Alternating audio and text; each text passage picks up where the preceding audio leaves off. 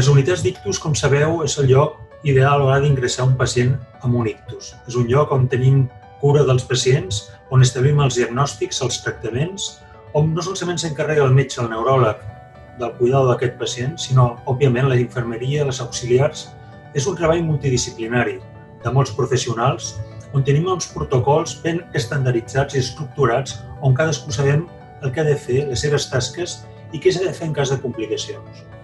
A més, les unitats d'ictus és el lloc idoni on es pot fer investigació, recerca, assajos clínics, com el darrer any, on hem pogut tastar un tractament, un diagnòstic de l'arrítmia, la fibril·lació auricular. Com sabeu, és una arrítmia oculta en el qual és un pacient que l'esdevé o la té pot causar ictus, no el primer, sinó repetits.